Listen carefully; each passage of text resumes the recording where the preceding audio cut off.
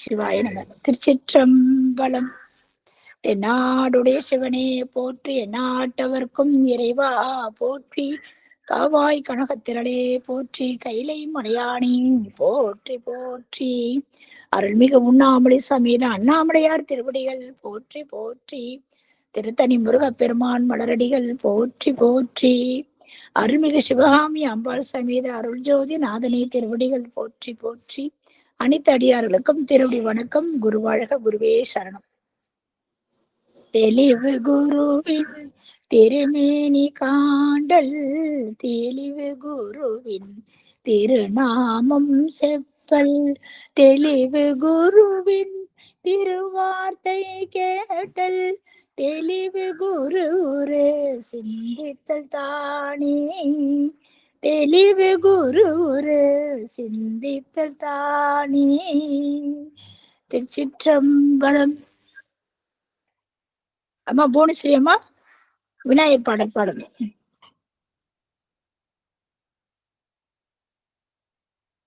புவனேஸ்வரி அம்மா பாடலாமா? சிவாய நம்ம சிவாய நம்ம. அனைத்து அடியார்களுக்கும் திருவடி வணக்கம். திருச்சிற்றம்பலம். அல்லல் போம் பல்வினை போம், அன்னை வயிற்றில் பிறந்த தொல்லை போம், போகா துயரம் போம், நல்ல குணமதிக மாமருணை கோபுரத்தில் வீற்றிருக்கும் செல்வ கணபதியை கழுதொழுதேன்கார். திருச்சிற்றம்பலம். சிவாயனம் சிவாயனம் சிவாயனம். அம்மா முத்துலட்சுமி அம்மா நாளூர் துதி பாடுங்க. சிவாயனம்மா. திருச்சிற்றம்பலம். அனைத்தடியார்களுக்கும் திருவடி வணக்கம்.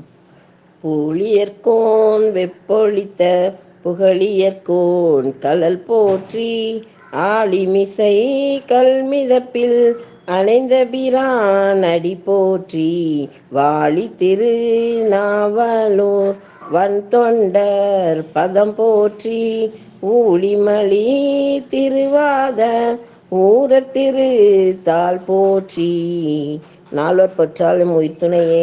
திருச்சிற்றம்பலம். சிவாயனமும் சிவாயனம் சிவாயனம். திருவடி வணக்கம்மா. இன்னைக்கு அம்மாவுடைய வகுப்பு தான் கழற்றறிவார் நாயனார் புராணம் நம்ம சிந்திச்சுட்டு இருக்கோம். அது 2 வாரமா நடைபெறாத போயிடுச்சு. இன்னைக்கு மறுபடியும் இறைவன் திருவிழால ஆரம்பிச்சிருக்கோம். இன்னைக்கு அம்மாவை அம்மா வாருங்களம்மா, நீங்க ஆரம்பிக்கலாங்கம்மா. சிவாயனம. ஓம் நம சிவாய. ஓம் நம சிவாய. திருச்சிற்றம்பலம். அனைத்து சீரடியார் பெருமக்களின் அருட்பொற்பாதங்களையும் அன்புடன் பணிந்து போற்றி வணங்குகின்றேன். ஒப்பில்லாத தெய்வ சேக்கிழார் பெருமான் திருவடிகள் போற்றி போற்றி, எம்பெருமான் கழறிற்றறிவார் நாயனார் பெருமான் திருவடிகள் போற்றி, எம்பிரான் சுந்தரமூர்த்தி நாயனார் பெருமான் திருவடிகள் போற்றி போற்றி.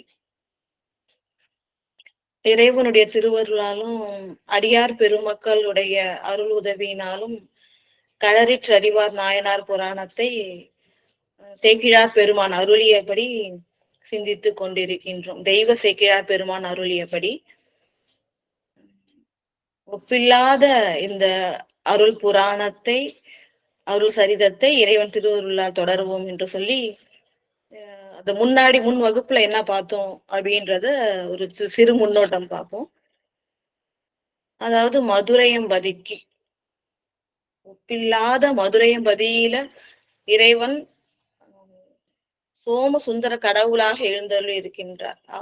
அவரை கண்டு வணங்க வேண்டும்னு சுந்தரமூர்த்தி நாயனார் விரும்ப, சேரமான் பெருமாள் நாயனாரும் பானபத்திரருக்காக தனக்கு இறைவன் ஓலை தந்து அருளினார். பானபத்திரருக்கு செல்வம் தரவும். இன்று 110வது பாடல்ல இருந்துமா இன்று சிந்திக்க வேண்டியது 110வது பாடல்ல இருந்து சிந்திக்கணும். இது ஒரு முன்னோட்டம் சொல்லிட்டு இருக்க. பானபத்திரருக்கு அருள் செய்யவும், தன்னுடைய செல்வத்தை பொருள் செல்வத்தை அருள் செல்வமாக மாற்றவும் இறைவன் தந்தருளிய ஓலை. அத்தகைய இறைவனை தரிசிக்க வேண்டும் சொல்லிட்டு சுந்தரமூர்த்தி நாயனார் புறப்படும் பொழுது சேரமான் பெருமாள் நாயனாரும் உடன் செல்கின்றார்கள். இருவரும் வழியில் உள்ள சிவஸ்தலங்களை எல்லாம் வணங்கி கொண்டே மதுரையம்பதிக்கு வருகின்றார்கள். மதுரையம்பதியிலே மதுரை அரசன் பாண்டிய மன்னனுடைய மகளை மணந்து கொண்டு சோழ ராஜாவும் அங்கே வீற்றிருக்கின்றார். பாண்டிய அரசன், சோழ அரசன் சேர அரசராகிய சேரமான் பெருமாள் நாயனார் அவர்களோடு சென்று சுந்தரமூர்த்தி நாயனாரும் பல சிவஸ்தலங்களுக்கும் சென்று இறைவனை வணங்குகின்றார்கள். மூவரும் சேர்ந்து இறைவனை வணங்குகின்றார்கள். மதுரையும் எல்லையில இருக்கிறவரையும் அந்த பாண்டிய மன்னனும் சோழ மன்னனும் அவங்களுக்கு துணைக்கு வராங்க. எந்தெந்த திருத்தலங்கள் வணங்குவோம்ன்றத போன வகுப்புல பார்த்தோம். அதாவது முனைப்பாடி திருநாடரோட புரவலர் மூவரும், அது புரவலர்னா புலவர்களுக்கெல்லாம் அருள் செய்கின்றவர்கள், மேன்மை பொருந்திய மூவேந்தர்களும் என்ன பண்றாங்க அப்படின்னு சொன்னா திருப்பூவனம் சென்று வணங்குகின்றார்கள். நம்ம பார்த்தோம் பொன்னணையாள் அப்படின்ற ஒரு பெண் பக்தை அவங்கதான் திருப்பூவனம் திருக்கோயில் எழ காரணமானவர்கள். அவங்களுக்கு சுவாமியோட திருமேனி தூய பொன்னால செய்யணும்னு ஆசை. ஆனா அந்த பொருள் இல்லை. சுவாமி அவருடைய திருவுள்ளத்தை அறிந்து ஒரு சித்தர் போல பொன்னணையால் வீட்டுல இருக்கிற பாத்திரத்தை எல்லாம் கொண்டு வர சொல்லி அதுல எல்லாம் தன்னுடைய விபூதியை தூவுவார். ரசவாதத்துல எப்படி அடியார்களுடைய உள்ளத்தை அன்பினால் பொன்மயமாக்குகின்றாரோ அது போல இந்த பாத்திரங்களை எல்லாம் சுவாமி பொன்மயமாக்கிடுவார். பொன்னணையால் அப்புறம் அந்த சுவாமி திருவுரு செய்வதற்கு அந்த பொண்ணை எடுத்து செய்தார்கள் அப்படின்னு நம்ம வரலாற்று பகுதிகள்ல பாக்குறோம். இந்த திருப்பூவனம் சென்று வணங்குகின்றார்கள். அடுத்தது திரு ஆப்பனூர், அதுவும் வரலாறும் பார்த்தேன். திரு ஆப்பனூர் திருத்தலம், திரு ஏடகம், திருஞான சம்பந்த பெருமான் சைவத்துடைய மேன்மை பொருந்திய பெருமைகளை எல்லாம் பாசுரமாக பாடி வாழ்க அந்தனர் வானவர் ஆணினம்ன்ற பாசுரத்தை பாடி கையால் இட்டருளினார். தன்னுடைய கையாலே வைகை நதியில இட்டருளினார். அதனால அந்த ஏடு நீரை எதிர்த்து கொண்டு கிழித்து கொண்டு சென்றது. அதாவது சர்வலோகங்களுக்கும் இதுதான் மெய்ப்பொருள், இந்த பாட்டுதான் உண்மை பொருள் அப்படின்றதையும் சிவபெருமானே மெய்ப்பொருள்ன்றதையும் காட்டி சென்றது. அது தங்குவதற்காக திருப்பதிகம் பாடினார். அது திரு ஏடகத்தில் தங்கியது. அந்த திருத்தலங்கள் எல்லாம் சென்று வணங்கி திருப்பியும் மதுரையில இருக்காங்க. திருப்பியும் திருப்பரங்குன்றம் சென்று வணங்கும் பொழுது சுந்தரமூர்த்தி நாயனார் பெருமான் சொல்றார், ஐயா உனது எல்லையில்லாத பெருமை எல்லாம் சுவாமியுடைய எல்லையில்லாத பெருமை எல்லாம் பாடி உனக்கு ஆசையும் அருமையை நினைத்து அஞ்சுதும் அப்படின்றாங்க. அதாவது இறைவன் ஒப்பில்லாத பெருமை உடையவன் இறைவன். அவனுக்கு எல்லாராலையும் திருத்தொண்டு செய்ய முடியாது. அவன் அருளாலே அவன்தால் வணங்கின்றது போல வணங்குவதற்கு மட்டுமல்ல, இறைவனுக்கே திருத்தொண்டு செய்யவும் இறைவன் திருவருள் வேண்டும். அந்த திருவருளை நீ தந்திருக்கின்றாய், உனக்கு பாடல் தொண்டு செய்கின்றேன், இந்த அருமையை நினைத்து அஞ்சுகின்றேன் அப்படின்னு பாடும் பொழுது அதை கேட்டு மூவேந்தர்களும் அஞ்சுகின்றார்கள். அப்ப நம்ம கூட இருந்தாலும் பேர்பட்ட தலைவர் இவரு, பேர்பட்ட இறைவனின் அணுக்க தொண்டர் தோழர் அப்படின்னு சொல்லிட்டு அவர்களுடைய பெருமையையும் அடியார்கள் பெருமையெல்லாம் நினைந்து திருவடியை பணிந்து வணங்குகின்றார்கள். பணிந்து வணங்கும் பொழுது அந்த திருத்தலம் முடிச்சுட்டு திருப்பி மதுரையும் பதிக்கு வந்த உடனே சோழ அரசரும் பாண்டிய அரசரும் அங்கே தங்கிவிட சேரமான் பெருமாள் நாயனோட சுந்தரமூர்த்தி நாயனார் பெருமான் அந்த மதுரைக்கும் தென்பகுதியில இருக்கிற பல சிவஸ்தலங்களுக்கும் சென்று வணங்குகின்றார்கள் அப்படின்ட்டு. அதாவது நிறைதவத்தோர் அப்பாலும் நிறுத்தர் பதி தொழ நினைத்தார். எல்லா இடத்துலயும் சிவபெருமான எப்படி சொல்லுவாங்கன்னா தில்லையில கூத்தாடுகின்ற இறைவனாதான் முதலாக வைத்து சேக்கிழார் பெருமான் பாடுவார். அதனாலதான் எல்லா இடத்திலும் கோயில் கொண்டிருக்கின்ற எப்போதும் நடனம் நிறுத்தன்னா நடனம் செய்கின்றவர், எப்போதும் திருநடனம் செய்கின்ற நடராஜ பெருமானாகவே அவர் சேக்கிழார் பெருமான் பாடுவார். அந்த இறைவன் வீற்றிருக்கின்ற திருப்பதிகள் தோறும் சென்று வணங்குகின்றார்கள். இதெல்லாம் திருக்குற்றாலம் சென்று வணங்குகின்றார்கள். பார்த்தோம் இல்லையா, சித்திர சபை அப்படின்னு சிறப்பு பெற்றது குற்றாலம். அந்த குற்றாலம் சென்று குற்றாலத்துறை கூத்தனை வணங்குகின்றார்கள். ஏன்னா குற்றாலத்துறை கூத்தனல்லால் நமக்கு உற்றார் யார் உள்ளார்? யாருமே கிடையாது இல்லைங்களா? மெய்ப்பொருள் மெய்த்துணை இறைவன் தான். அத்தகைய இறைவனை வணங்கி அடுத்தது குறும்பலா சென்று வணங்கி அடுத்தது திருநெல்வேலி வணங்குகின்றார்கள். திருநெல்வேலி சென்று நெல்லை அப்பரையும் காந்திவதி அம்மனையும் வணங்கி அடுத்தது திரு ராமேஸ்வரத்துக்கு வருகின்றார்கள். அதுதான் அதுவரையும் நம்ம முடிச்சோம். திரு ராமேஸ்வரம் வருகின்றார்கள் அப்படின்னு சொல்லிட்டு இப்போ 110வது பாடல்ல இருந்து இந்த திரு ராமேஸ்வரம் சென்று வணங்கி அடுத்தது என்ன பண்றாங்க அப்படின்னு சொன்னா அதாவது இலங்கையெல்லாம் போக முடியாது, கடலால் சூழப்பட்டது தீவு அது. அது மட்டும் இல்லாம தமிழ் வழக்கு இல்லாதது. அதனால இங்க என்ன பண்றாங்கன்னா திரு ராமேஸ்வரம் எல்லை அது. அங்கிருந்து நின்னுட்டே வந்து இலங்கையில இருக்கிற மாதோட்டத்து திருக்கேதீச்சரம், இந்த மாதோட்டம் அப்படின்றது ஊரோட பேரு, திருக்கேதீச்சரம்ன்றது திருத்தலத்தோட பேர், கோயிலோட பேரு.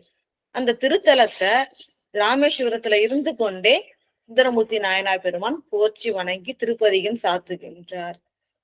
தூரத்தே தொழுது அமர்ந்தார், சொல்மலர் மாலைகள் சாத்தி மாதோட்டத்தில் வீற்றிருக்கின்ற திருக்கேதீஸ்வர பெருமானை ராமேஸ்வரத்தில் இருந்து கொண்டே வணங்கி மகிழ்கின்றார் அப்படின்றதோட போன வகுப்புல பார்த்தோம்.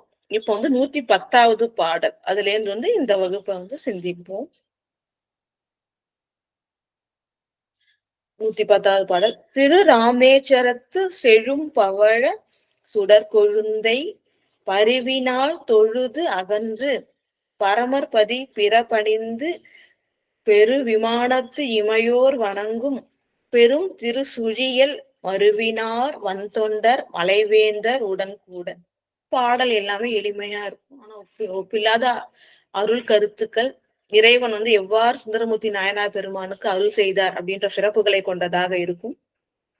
அதாவது 110வது பாடல்ல திரு ராமேஸ்வரத்து செழும்பவள சுடற்கொழுந்தை சேர்க்கும் போதே திருன்னு சொல்லுவாங்க. முக்தி திருவும் தருகின்றதுனால அந்த திரு அப்படின்ற அடைமொழிய சேக்கிழார் பெருமான் சேர்த்திருக்காங்க. திரு ராமேஸ்வரத்து செழும் பவழ சுடர் கொழுந்தை அப்படின்றாங்க. அதாவது பவழம் இருக்குங்க இல்லைங்களா, அந்த பவழம் எப்படி ஒளி வீசுமோ அது போலவும் சுடர் கொழுந்து, இந்த சுடர் நமக்கு தெரியும் எவ்வளவு ஒளிமிக்கதாக இருக்கும், அந்த போல ஒளிமிக்க கூடியதாக விளங்குகின்றார் இறைவன் அப்படின்னு சொல்றோம். எவ்வளவு பொருத்தமா சேக்கிழார் பெருமான் சொல்றாங்க. ஜோதிர்லிங்க ஸ்தலங்கள்ல அதுவும் ஒன்றுன்னு சொல்றோம். அந்த ஜோதிர்லிங்க ஸ்தலம் அப்படின்றதுக்கு சிறப்பாக வந்து அதுக்கேற்றவாறு அந்த அருள் பதத்தை சேர்த்திருக்காரு பாருங்க. செழும் பவழ சுடர் கொழுந்தை அப்படின்னு சொல்லிட்டு. அதாவது இதுக்காக இந்த வார்த்தைன்னா இன்னொரு சிறப்பும் சொல்றாங்க. ஏன் வந்து கடலோரத்துல திருராமேஸ்வரம் இருக்கு, அதனால அந்த கடல்ல இருக்கிற அந்த பொருளே வந்து ஓமைப்படுத்தி சொல்லியிருக்காங்க பாருங்க. செழும் பவழம், ஏன்னா பவழம் வந்து பவழப்பாறைகள் கடல்ல இருந்து கிடைக்குது. அப்ப அந்த கடலோரம் இருக்கிற ராமேஸ்வரத்துல இருக்கிற இறைவனை சொல்லும் பொழுது சுடர் கொழுந்து போல விளங்குகின்றார் இறைவன். செழும் பவழம், நல்லா சிவப்பு கலர்ல இருக்கிற அந்த பவழம் போல இறைவன் வீற்றிருக்கின்றார் அப்படின்னு சொல்லிட்டு சேக்கிழார் பெருமான் குறிப்பிடுகின்றார். அத்தகைய இறைவனை பரிவினால் தொழுது அகன்று, அதுதான் பரிவுனா அன்பு. அடியார் பெருமக்கள் பார்க்க எப்பவுமே வந்து அன்போடுதான் பணிந்து போற்றி வணங்குவார்கள். அதே போல அன்பினால் பரிவினால் தொழுது அகன்று, தொழுதுனா வணங்கி அதுக்கப்புறம் அகன்று அந்த பதியை விட்டு நீங்கி அடுத்த பதி செல்கின்றார்கள். அகன்று பரமர் பதி பிற பணிந்து, இறைவன் பரமனாகிய இறைவன் சிவபெருமான் வீற்றிருக்கின்ற பிற மற்ற பதிகளையும் வீற்றிருக்கின்ற திருக்கோயில்களையும் பணிந்து கொண்டே செல்கின்றார்கள். சென்று பெரு விமானத்து இமையோர் வணங்கும் பெரும் திருசுழியல். அடுத்தது எந்த சிவஸ்தலம் போறாங்க அப்படின்னு சொல்லி பாத்தீங்கன்னா பெரு விமானத்து இமையோர் வணங்கும். அதாவது நமக்கே தெரியும் சிவபெருமான் வந்து எல்லோருக்கும் ஈசன், தென்னாடுடைய சிவனாக வீற்றிருந்தாலும் என்ன விண்ணோருக்கும் அவன் தலைவன் இல்லையா, தேவாதி தேவர் பிரான் அவன். அப்ப விண்ணோர்களும் வணங்குவாங்க. அவங்க எப்படி வருவாங்க, வானத்திலே இருந்து விமானங்களில் ஏறி வருவார்கள் இல்லையா. விமானங்கள் நம்ம சண்டீஸ்வரன் நாயனார் புராணத்திலையும் பார்த்திருக்கோம். என்ன பார்த்திருக்கோம்னா அது இந்த சேங்கலூர் அப்படின்ற அந்த அருட்பதியில வந்து நிறைய மறையவர்கள் இருக்காங்க. எப்போதும் வேள்விகள் செய்து கொண்டே இருப்பார்கள். அந்த வேள்விகளை செய்வதற்காக நிறைய அந்தணர்கள் வேள்வி தலைவர்கள் எல்லாம் வந்து தேர்ல வருவாங்க, வந்துட்டே இருக்காங்க. அதே போல அதுல வந்து பங்கெடுத்து அவிர்வாகம் பெறுவதற்காக வந்து தேவர்கள் எல்லாம் விமானங்கள்ல வராங்க அப்படின்னு சொல்லி பார்த்திருக்கோம் இல்லைங்களா. இப்ப அது போல விண்ணுலகத்துல இருக்கிறவங்க எல்லாம் வரும் பொழுது என்ன பண்ணுவாங்க அப்படின்னு சொன்னா விமானங்கள்ல ஏறி வராங்க. அது போல அந்த அவங்க அப்படிப்பட்ட விண்ணோவர்கள் எல்லாம் வந்து விமானங்கள்ல வந்து இறங்கி வழிபடக்கூடிய திருத்தலம் வந்து திருசுழியல் அப்படின்ட்டு, அந்த திருசுழியல் அப்படின்ற திருத்தலத்தை பத்தி பெருமையை சொல்றாங்க.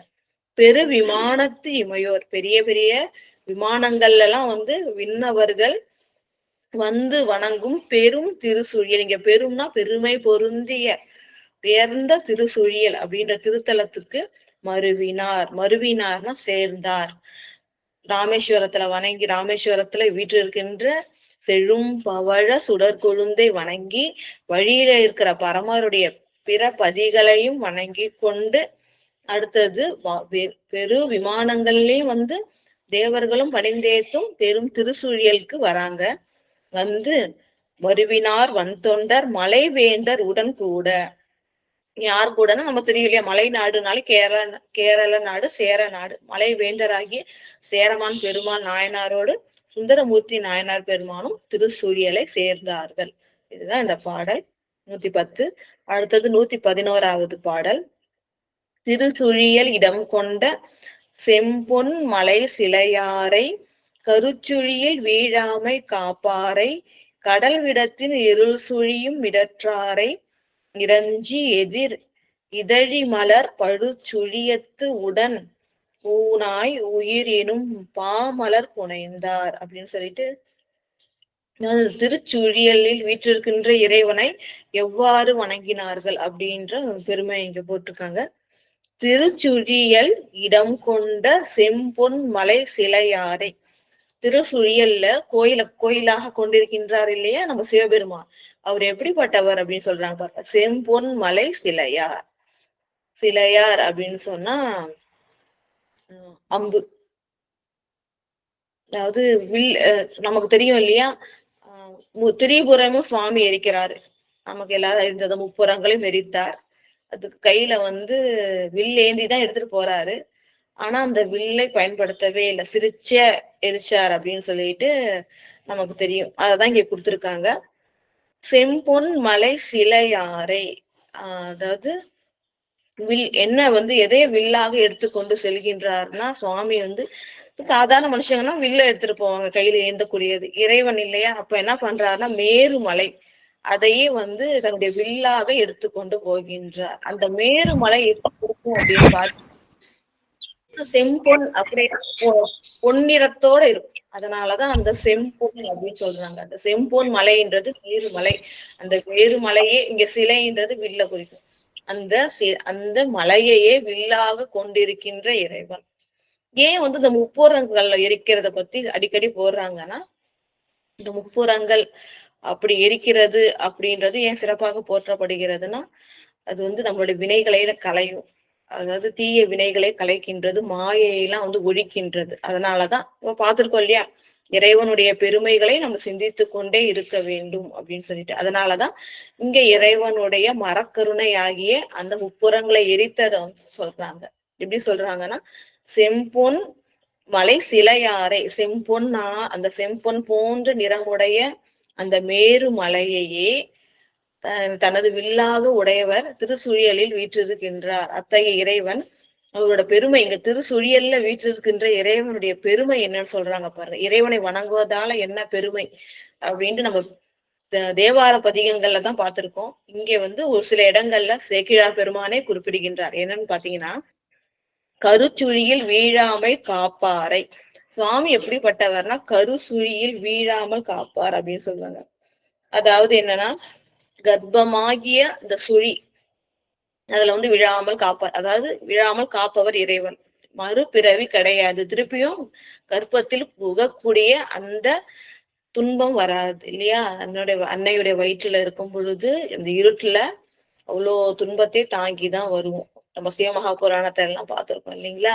திருவாசகத்திலேயும் முற்றோதல் செஞ்சுட்டு இருக்கீங்க, தெரியும் எவ்வளவு ஒரு துன்பமயமானது. அந்த கருச்சுழியில் திருப்பியும் விழாமல், ஏற்கனவே விழுந்துதான் நம்ம வந்திருக்கோம். இதுக்கப்புறம் இறைவன் திருவருளால திருப்பியும் நம்ம கருச்சுழியில் விழாமல் காப்பவர் இறைவன். ஏன் அது சுழின்னு சொல்றாங்கன்னா, மேலும் மேலும் பிறவி எடுத்தா என்ன ஆகும், நம்ம வினைகள் செய்வோம். இந்த வினைகளை அதை வந்து நம்ம தீர்க்கணும் இல்லையா. அது எப்ப தீருதோ அப்பதான் பிறவி இருக்காது. அப்ப அந்த இருக்கிறத தீர்க்கறதுக்கு முன்னாடி அடுத்து இந்த பிறவில திரும்பி புது புது வினைகள் செஞ்சுக்கிட்டே இருக்கும். அப்ப அது சேர்ந்துகிட்டே தான் போகும். குறைஞ்சாலும் ஒரு பக்கம் சேர்ந்துகிட்டே போகும் அந்த வினையானது. அதுதான் நம்ம மேலும் மேலும் இந்த பிறவிலேயே அழுத்துறதுனால அது சுழி. தெரியும், நீர் சுழின்னா என்ன பண்ணும், அது வந்து திருப்பி ஆழத்துல கொண்டு போய் அப்படியே வந்து அத நம்ம கொண்டு போய் விடும். அது போல இந்த பிறவியை கருச்சுழியல் சொல்றாங்கன்னா, அந்த பிறப்பு மீண்டும் மீண்டும் பிறப்புவதற்கே ஏதுவாக நம்மளை ஆகும் இல்லையா. இறைவன் திருவடி அடைந்து சரணாகதி அடைந்து நம்மளோட வினைகள் எல்லாம் இறைவன் திருவடிக்கு ஒப்படைத்தால் மட்டும்தான் என்ன ஆகும், இந்த வினைகள் நம்மள சாராது. தெரியும் இல்லையா நமக்கு. இப்ப அதனால அந்த திருப்பியும் கருச்சுழியிலேயே நம்ம தள்ளக்கூடிய அந்த சுழியம் அதுல விழாமல் நம்மளை காப்பவர் வந்து திருச்சுழியலில் வீற்றிருக்கின்ற இறைவன். அதனாலதான் அந்த பெயர் வந்துச்சு. கருச்சுழியில் விழாமல் காப்பவரை, கடல் விடத்தின் இருள் சுழியும் இடற்றாரை. கடல்ல தோன்றிய விஷம் நமக்கு தெரியும் இல்லையா? தேவர்களும் அசுரர்களும் பார்க்கடல் கடையும் பொழுது அமுதத்துக்காக கடைஞ்சாங்க. அதை தவிர எல்லாம் வந்தது. கடைசியிலதான் அமுதம் வந்தது. முதல்ல வந்து விஷம் ஆழகால நஞ்சுதான் வந்தது.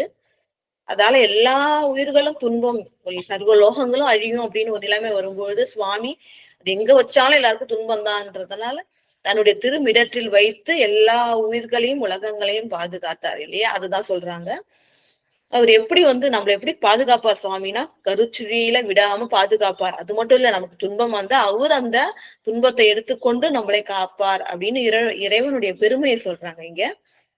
கடல் விடத்தின் இருள் சுழியும் விடற்றாரை, அதாவது இருள் சுழியும்னா நஞ்சு தங்கும், நஞ்சு தங்கக்கூடிய திருமிடற்றினை உடையவரை. அந்த நஞ்சு எங்கேந்து வந்தது? கடல்லேந்து வந்தது. கடல்லேந்து வந்த ஆழகால 2 விஷயம், ஒரு விஷயம் மட்டும் இல்லையா. இங்க அந்த பார்க்கடல் கடையும் பொழுது முதல்ல நஞ்சு வந்தது மட்டும் இல்லாம அந்த பாம்பு, வாசுகின்ற பாம்பை வந்து கயிறாக கொண்டு கடையும் பொழுது அதோட வயிறு வந்து இறைகிறதுனால அது அது என்ன பண்ணுச்சான், அது நான் விஷத்தை கக்குச்சு. அந்த விஷயமும் சேர்ந்து 2 விஷயம், அதுதான் ஆழ காலம், 2 ஆழம். அந்த 2 விஷயமும் சேர்ந்தத சுவாமி வந்து தன்னுடைய திருமிடத்துல வச்சிருக்கார். அத்தகைய இறைவனை இறைஞ்சி வணங்கி, அதாவது எதிர் இறைஞ்சின்னு எடுத்துங்க, அவர் எதிர் நின்று வணங்கி, இதழி மலர் பருசுழியத்துடன் ஊனாய் உயிர் எனும் மலர் புனைந்தார். அதாவது சுவாமி என்ன சொல்லிருக்காங்கன்னா, இந்த இதழி மலர், இதழ் அப்படின்னு சொன்னா இதழி மலர்ன்றது நம்ம கொன்றை மலர சொல்லுவோம் சரிங்களா? அப்ப அந்த இதழ்களால் நிறைய இதழ்களை கொண்ட மலராகிய கொன்றை மலர், அததான் சுவாமி தன்னுடைய திருமுடியில சூடி இருப்பார், கொன்றை மலர். அந்த கொன்றை மலர் பருச்சுழியத்து அதை வந்து என்ன பண்றாங்கன்னா அப்படியே அழகா வந்து, சுழியம்னா எனக்கு தெரியும், இந்த சைபர் சொல்லுவோம்ல, அதான் சுழியம் சொல்லுவோம். மாலைனாலே அப்படித்தானே இருக்கும், அந்த சுழியம் போல இருக்கும் இல்லைங்களா? மாலைனாலே பொதுவா சூழிய வடிவுல இருக்கும். வட்ட வடிவம், வட்டம் சொல்றதை விட அந்த சுழியம் அந்த வடிவத்துல இருக்கும். அது போல கொன்றை மாலையை வந்து தொடுத்து இருக்காங்க. அதனை ஏற்கக்கூடிய இறைவர். அத்தகைய இறைவனை வந்து என்ன என்ன சுவாமிக்கு சாத்திருக்காங்க? கொன்றை மாலையை சாத்திருக்காங்க. அத்தகைய இறைவனை வந்து பாமாலைகள் சாத்தி வழிபடுகின்றார். அடியார் பெருமக்கள், தேவார முதலிகள் என்ன பண்ணாங்க? அதுதான் பண்ணாங்க. கோயில்தோறும் சென்று தமிழ் பாமாலைகள் சாத்தி வழிபட்டாங்க. அதுதான். அவ்வாறு நம்மளெல்லாம் வந்து கருச்சுழியத்தில் விழாமல் காப்பவரை, நஞ்சினை வந்து கண்டத்தில் அடக்கி காத்தருளிய இறைவனை வந்து, கொன்றை மாலை சுழியமாக திருமுடியில் அணிந்த இறைவனை வந்து என்ன பாடுறாங்க அப்படின்னு பாத்தீங்கன்னா, ஊனாய் உயிர் புகழாய் பலவுமாய் விதி வருவான். ஊனாக இருக்கின்றவர், உயிர், அதாவது உயிர் புகழாய், உயிர்க்கு வந்து புகழ்னா புகலிடம்னா அவர்தான் ஆதரவு, அவரை தவிர வேற ஆதரவு இல்லைன்னு அர்த்தம். உயிர்க்கு வந்து புகலிடமாக விளங்குகின்றவர், நம்மளோட ஊனாகவும் விளங்குகின்றவர் எல்லாமே சிவபெருமான் தான். பலவுமா, இது மட்டும் இல்லாம பலவுமாக விளங்குகின்றவர் இறைவன் அப்படின்னு சொல்லிட்டு திருசுயல்ல வீற்றிருக்கின்ற இறைவனை வந்து போற்றி பாடுகின்றார். எனும் பாமலர் புனைந்தார். மலர் புனைந்தார், அது என்ன மலர்னா பானா பாடலால், தமிழ் பாடலால் அந்த மலரை புனைந்தார் சுந்தரமூர்த்தி நாயனார் பெருமான் அப்படின்னு சொல்லிட்டு திருசுயல்ல வீற்றிருக்கின்ற இறைவன் பெருமைகளை சொல்லி எப்படி பாடினாங்க அப்படின்றதையும் சொல்றாங்க. அடுத்தது 112வது பாடல். அங்கனரை பணிந்து உறையும் ஆரூரர்க்கு அவ்வூரில் கங்கூலிடை கனவின்கண் காளையாம் திருவடிவால் செங்கையினில் பொன் செண்டும் திருமுடியில் சுழியமுடன் எங்குமிலா திருவேடம் என்புருக முன் காட்டி. இங்க இறைவனுடைய ஒரு திருவிளையாடல் நிகழ்கின்றது. நமக்கு தெரியும், அடியார் பெருமக்களுக்கு கனவுல வந்து நிறைய இறைவன் வந்து தரிசனம் தந்து அவள் புரிவார் இல்லைங்களா? அது போல சுந்தரமூர்த்தி நாயனார் பெருமானுக்கு எவ்வாறு தரிசனம் தருகின்றார் பாத்தீங்கன்னா, அங்கனரை பணிந்து உறையும் ஆரூருக்கு அவ்வூரில்னா அப்ப திருசுழியல்ல சுவாமியை தரிசனம் பண்ணிட்டு அந்த ஊர்லயே தங்கி இருக்காங்க. இருக்கும் பொழுது அங்கனரை பணிந்து, அங்கன்னா பெரும் கருணை உடையவன் அர்த்தம். சுவாமி எல்லையில்லாத பெரும் கருணை உடையவர். காரணம் என்ன அப்படின்னு பாத்தீங்கன்னா, எதுக்காக சொல்லணும் அதாவது சுவாமியோட கருணைன்னா அருள் தன்மை தான் அப்படின்னு அர்த்தம். ஏன் சுவாமி எப்போ எழுந்தருளினாலும் அவர் அருள் புரிஞ்சுதான் செல்வார் இல்லையா? அப்ப கருணையே உருவமான இறைவன், அத்தகைய இறைவன் அங்கனர், அதனாலதான் அங்கனர்னு போடுறாங்க. அங்கனரை பணிந்து உறையும் ஆரூரருக்கு அவ்வூரில் திருசூழலில் தங்கி கொண்டே கருணை மிக்க ஒப்பில்லாத கருணை மிக்க இறைவனை பணிந்து உறையும் தங்கி இருக்கின்றார் ஆரூரர் பெருமான், நம்பி ஆரூரர் பெருமான். அப்போது என்ன ஆகுது அப்படின்னு பாத்தீங்கன்னா, கங்குலிடை கனவின் கண், கங்குல்னா இரவு, இரவு வந்து கங்குலிடை கனவின் கண், ராத்திரில அவருக்கு கனவு வருது, கிட்டத்தட்ட விடிய காலம் வரப்பொழுதுன்னு வச்சுக்கோங்க. அந்த நேரத்துல அவருக்கு வந்து கனவு வருது. என்ன கனவு வருதுன்னா, காலையாம் திருவடிவால் சுவாமி தரிசனம் தராரு. எப்படின்னா காலை போன்று தரிசனம் தருகின்றார். காலை திருவடிவத்தோட வராரு. என்னென்ன அடையாளங்கள் பாருங்க சுவாமி எப்படி வராரு பாத்தீங்கன்னா, செங்கையினில் பொன் செண்டும், செம்மையான மலர் போன்ற கை வச்சிருக்கான் சுவாமி கை, அதுல வந்து பொன் செண்டு வச்சிருக்கார்.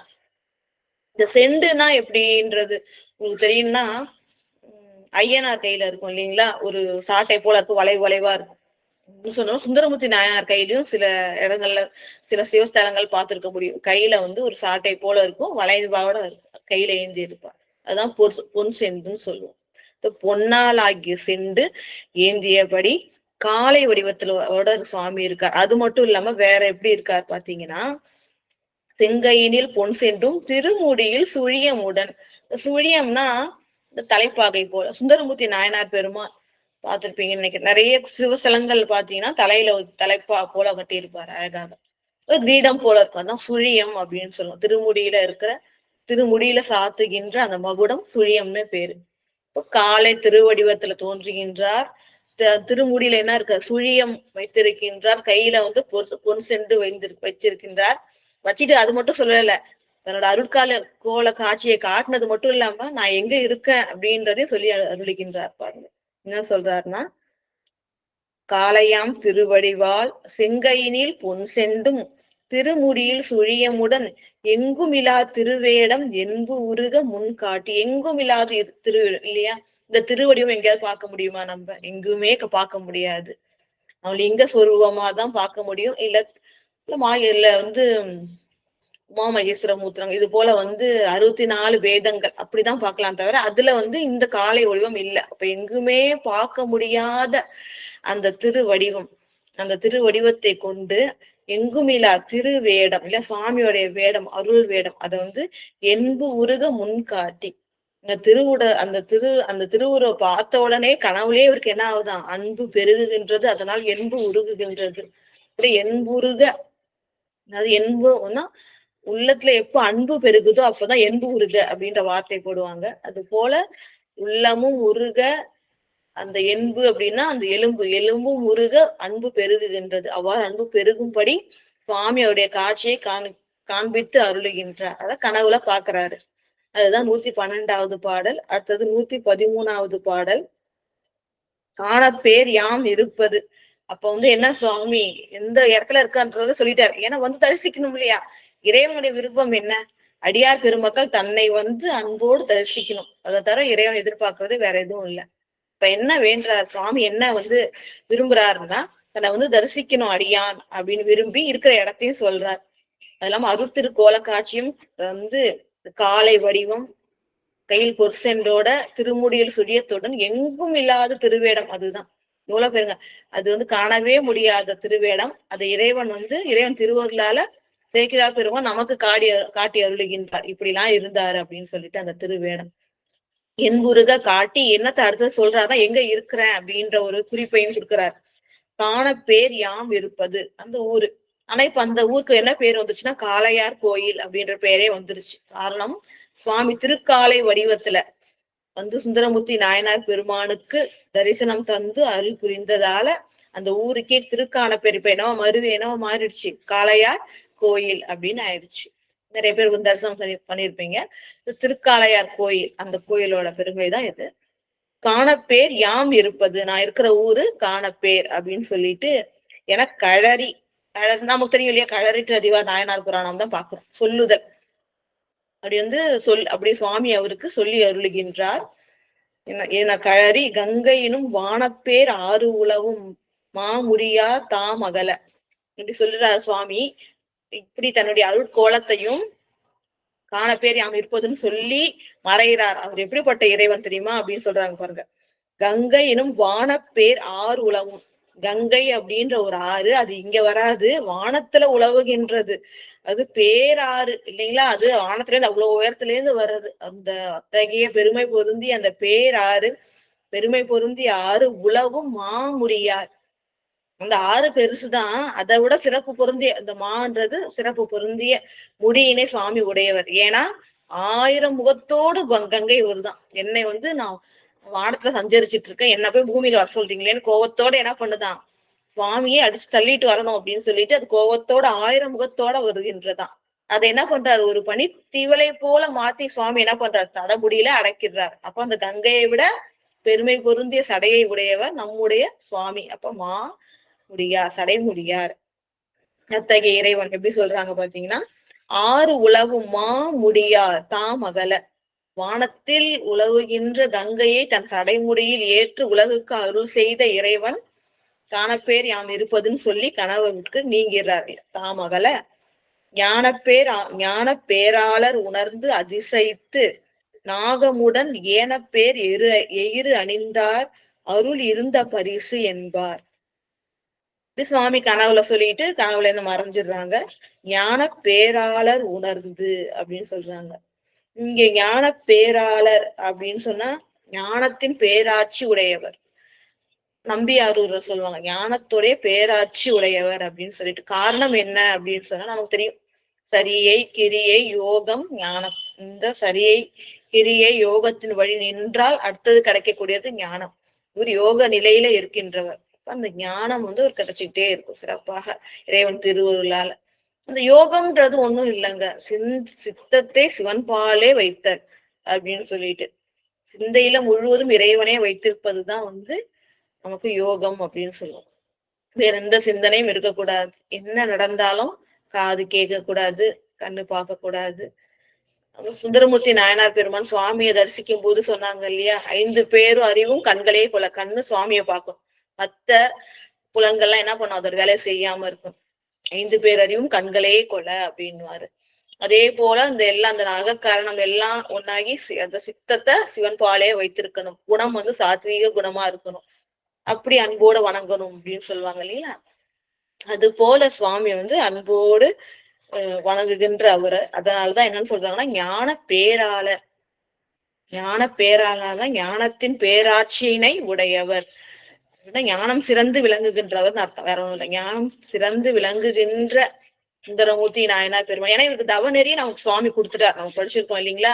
சுந்தரமூர்த்தி நாயனார் பெருமான் தவநெறியை திருத்துறையூர்ல அவரோட அவதார ஸ்தலத்துக்கு பக்கத்துலதான் திருநாவலூர் சுந்தரமூர்த்தி நாயனார் பெருமானுடைய அவதார ஸ்தலம் திருத்துறையூர் பக்கத்துல இருக்கு. அந்த திருஸ்தலத்துக்கு சென்று சுவாமி கிட்டே தவநெறி வாங்குறார். இந்த தவநெறி மூலமா நமக்கு ஞானம் கிடைக்கும். அந்த தவநெறியை இறைவன் திருவருளால் பெற்றவர்.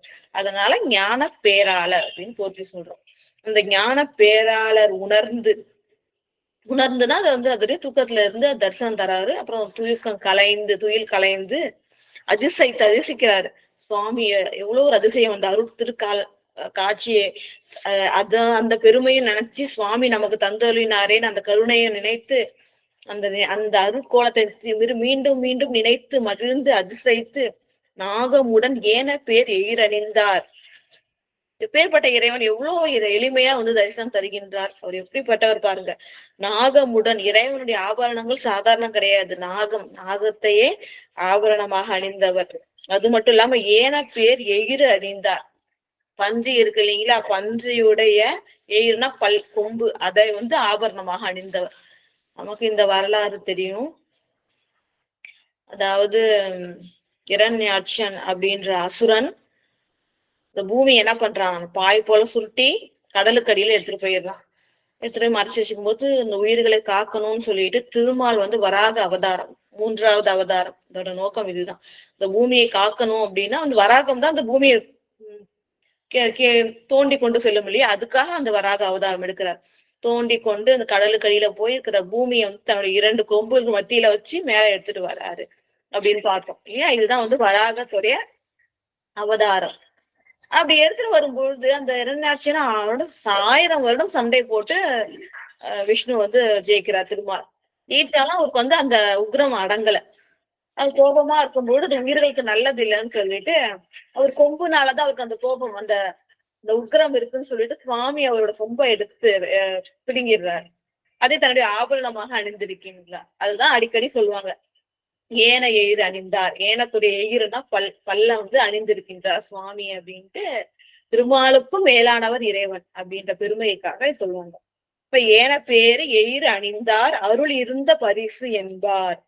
அருள் இருந்த பரிசு அப்படின்னு சொன்னா, பரிசுனா இங்க தன்மை. அப்போ வந்து இறைவனுடைய தன்மை என்ன அப்படின்னு நினைச்சு புகழ்ந்துறார். சுவாமியோட எவ்வளவு எளிவந்த பிறனாக விளங்குகின்றார், எனக்கு அந்த கருட்காட்சியை தந்து அருளினாரேன்னு சொல்லிட்டு அதிசயித்து மகிழ்ந்து திருப்பி அந்த வடிவத்தை நினைச்சுக்கிட்டே இருக்காரு. நினைச்சு அது வந்து அடியார் பெருமக்கள் என்ன பண்ணுவாங்கன்னா, எப்பவுமே தான் கண்ட அந்த இறைவனுடைய அருட்காட்சியை பக்கத்துல இருக்கிற அடியார்களுக்கும் சொல்லுவாங்க. நம்ம திருஞான சம்பந்த பெருமானுடைய அருள் வரலாற்றையும் பார்ப்போம் இல்லைங்களா. இந்த தில்லைவாழ் அந்தணர்கள் எல்லாமே இவருக்கு வந்து சிவகணநாதர்களாக காட்சி தருவாங்க. இதை கண்டு மகிழ்ந்து பக்கத்துல இருக்கிற அந்த திருநீலகண்ட யாழ்ப்பாணருக்கும் இதை சொல்லுவாங்க. இந்த பெருமை இப்படி வந்து எனக்கு காட்சி இறைவன் வந்து காட்டி அருளினார் அப்படின்னு சொல்லிட்டு. அது போலவே இங்கேயும் வந்து கூட இருக்கிற சேரமான் பெருமாள் நாயனார்கிட்ட இந்த அருட்காட்சியை வந்து சுந்தரமூர்த்தி நாயனார் பெருமான் சொல்றாங்க. கண்டு அருளும்படி கழறிற்று அறிவார்க்கு மொழிந்த அருளி. கண்டு அருளும்படி அதாவது வந்து அவங்களும் மகிழும்படி அவங்களும் உய்யும்படி கண்டு அருளும்படி அப்படின்னு சொல்லிட்டு கழறிற்று அறிவாருக்கு தான் கண்டதை அவருக்கும் அருளினார். தான் என்ன கண்டாரோ அத அவருக்கும் அருளினார். யாருக்குன்னா சேரமான் பெருமான் நாயனார் ஆகிய கழறிற்று அறிவாருக்கும் மொழிந்து அருளி. அவருக்கு அந்த அருள் வேடத்தை விவரிச்சு சொல்றார். சொல்லி அருளி புண்டரீக புனல் சுழியல் புனிதர்கள் வணங்கி போய் இன்னும் வந்து திருசுழியலை விட்டு வணங்க போகல. திருசுழியல்ல தங்கி இருக்கும் பொழுதுதான் இந்த கனவு வருது.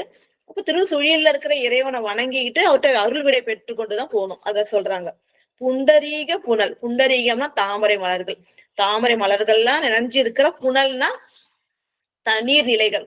அந்த நீர்நிலைகள் வந்து திருசுழியல்ல இருக்கிற நீர்நிலைகள் எப்படி இருக்குன்னா நல்ல தாமரை மலர்கள் நிறைஞ்சு பூத்திருக்கிறதா இருக்கு. அத்தகைய திருசுழியல்ல வீற்றிருக்கின்ற புனிதர்னா என்ன, பாவங்களை எல்லாம் இல்லாம செய்கின்றவர், தன்னை வணங்குபவர்களுடைய பாவங்களை எல்லாம் போக்குகின்றவர், அவர்தான் புனிதர் இல்லையா.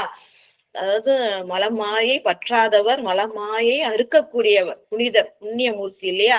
அவருடைய கழல் வணங்கி போய் அப்படின்னா ஒரு திருத்தலத்துல இருந்து இன்னொரு திருத்தலம் போகும்பொழுது சுவாமியை வணங்கி அருள் விடை பெற்று செல்வது வழக்கம்.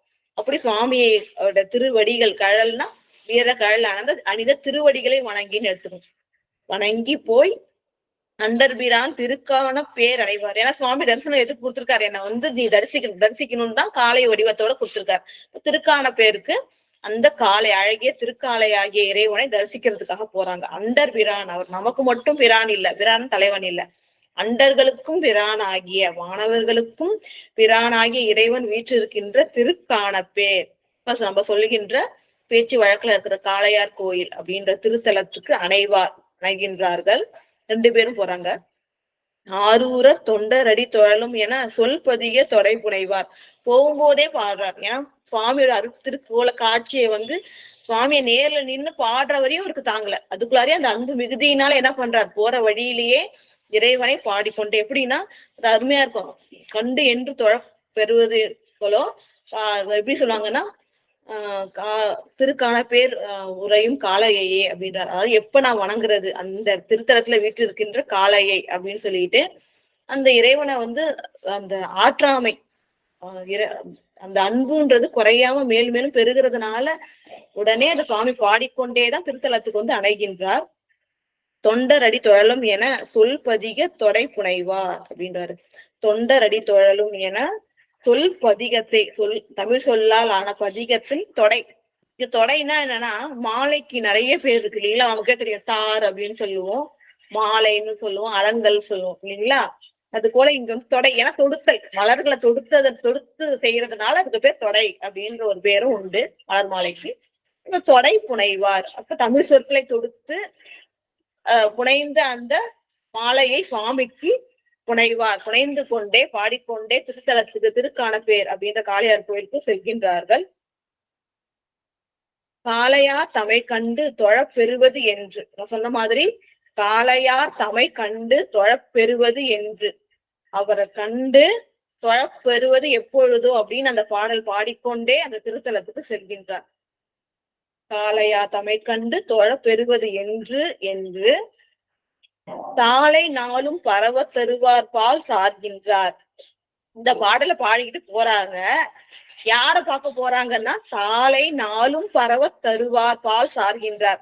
தம்முடைய திருவடியை சுவாமி தராராம் பணிந்து வணங்குறதுக்காக, அடியார்களுக்காக. அத்தகைய இறைவனை வணங்குவதற்காக செல்கின்றார்கள். அவர் பால் சார்கின்றார். அவரை சேர்றதுக்காக வராங்க. தாளை நாளும் பரவ, அடியார்களுக்கு நாளும்னா எப்பொழுதும் வரணும். எப்பொழுதும் பரவுதல்னா வணங்குறதுக்காக, அடியார்கள் எப்போதும் வணங்குவதற்காக தன்னுடைய திருவடியை தருபவராகிய சிவபெருமான் அவர் பால் சார்கின்றார். அவர் சேரணும், வெறும் தரிசனம் மட்டும் இல்ல, அன்பினால் சார்வதற்காக சுந்தரமூர்த்தி நாயனார் பெருமான் பாடிக்கொண்டே வருகின்றார். எப்படின்னா, காளையார் தம்மை கண்டு தொழ பெறுவது என்று எப்ப பாக்குற போறனோ என்னுடைய இறைவனை அப்படின்ட்டு அன்போட உருகி கொண்டே அந்த அருள் வாக்கியத்தை சொல்லிக்கிட்டே பாடல்ல போகின்றார். சுவாமியை இவருக்கு திருவடி கொடுக்கறதுக்காக எப்போதும் திருவடி தருகின்றவர் இல்லையா? நம்மளுடைய திருவடி தீட்சையே சுவாமி கொடுத்துட்டாரு. நம்ம திருவதிகே ஸ்தலம். அந்த அருள் வரலாறு படிக்கும் போது தெரியும். சுவாமி திருநாவுக்கரசு நாயனார் உழவார பணிவிடை செய்தார், கைத்தொண்டு செய்தார். அதனால அவர் கை வேலை பட்ட இடம், எல்லா இடமும் அவர் கைப்படாத இடமே இல்லை. அவ்வளவு தூய்மையா கோயில் இருக்கும்.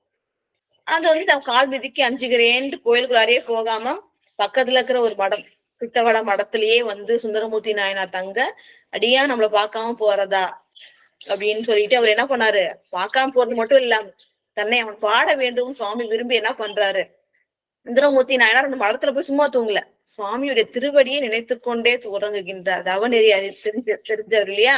அதாவது அப்ப தவத்தினால சுவாமியோட திருவடியை தியானிக்க கேட்டவருக்கு கேட்டவர்களெல்லாம் தர்றவர் இறைவன். அப்படின் போது நம்முடைய தொண்டரும் தோழரும் கேட்கும் போது கொடுக்காம இருப்பாரா?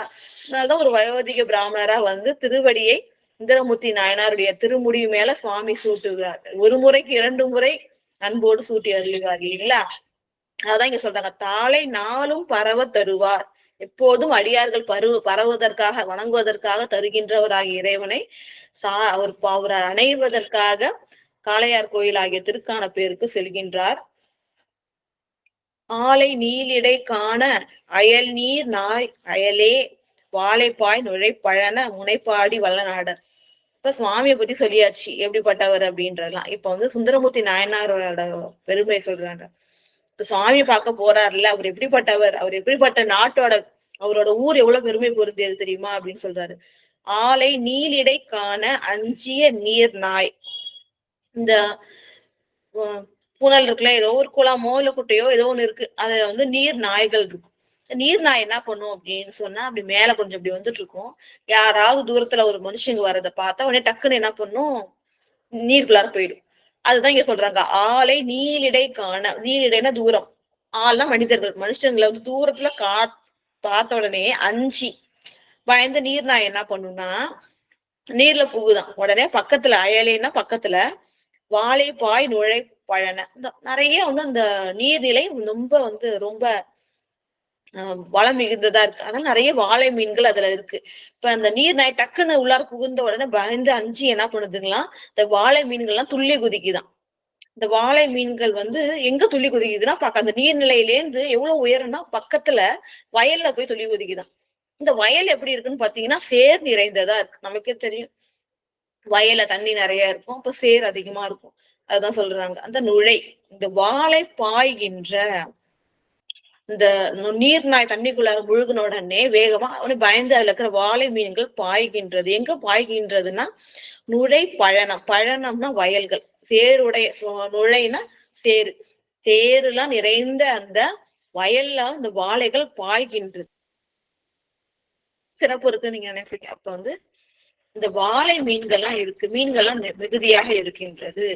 வயல்ல உழவு தொழில் நடக்குது, அதாவது சேறு நிறைந்ததாக இருக்கின்றது. எப்பொழுதும் உழவு தொழில் நடக்கின்றது. நீர் நிறைய இருக்கு. அப்ப நீர் வளம், நிலவளம் எல்லாம் சொல்றாங்க. அத்தகைய பெருமை பொருந்திய முனைப்பாடி நாட்டை சேர்ந்த சுந்தரமூர்த்தி நாயனார் பெருமான் சொல்றாங்க. அதான் முனைப்பாடி நாடார், அத்தகைய பெருமை பொருந்திய முனைப்பாடி நாடார் வருகின்றார், அவருக்கு திருவடி தருவதற்காக இறைவன் காத்து கொண்டிருக்கின்றார். அதுதான் இந்த பாடல்.